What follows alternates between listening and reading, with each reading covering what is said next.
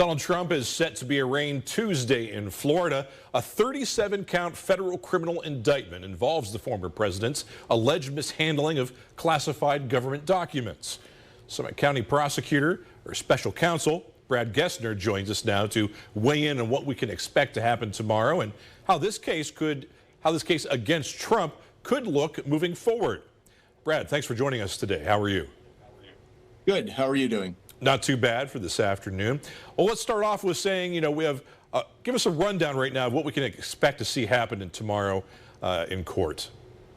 Okay, well, actually, watching what happens in a federal courtroom is a lot different than what would happen in a state courtroom. So the federal court does not permit cameras in there. So what you will be hearing are people telling you what happened and maybe courthouse renditions of it, but the actual video or photography of Donald Trump in the courtroom will not happen. Will we see a mugshot, do you think, when this is all said and done? There may be a mugshot or not, but what will happen when he initially gets to the federal courthouse, he'll go with pretrial services where they'll book him, they'll do whatever information is necessary before he goes before the judge or the magistrate to be arraigned. Do you think the judge will set some type of bond? Yes, a bond would be set. The government could ask for him to be held. Whether that would be done or not, we'll find out tomorrow. Brad, a lot of serious charges here that Trump is facing, and take a look at some of those. Give us an idea of what some of those serious charges are and some of the penalties that he could face if he's convicted. Okay. Well, it's actually a 38-count indictment. There are 31 counts of willful retention of national security information, national defense information. There are 5 counts of conspiracy to obstruct justice and complicity to obstruct justice, and 2 counts of making false statements in a federal investigation. These counts can get up to 10 years in federal prison each. Again, that is the maximum sentence on those.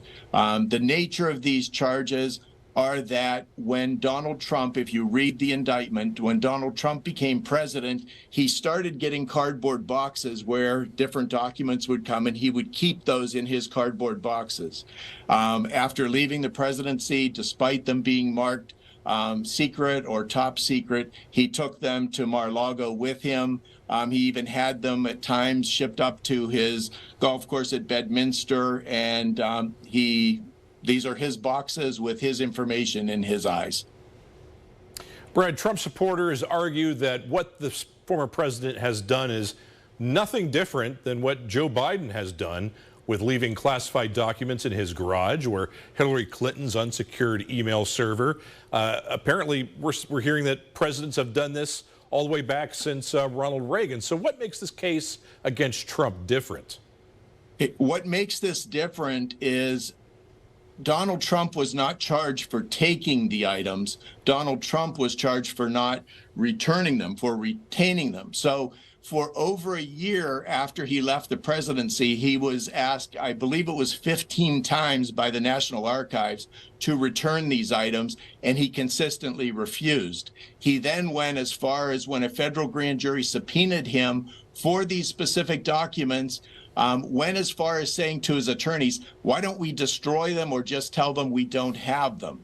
So it's not the holding them as other individuals have done that led to his charges. It's the refusal and failure to return them once they realized he had the documents.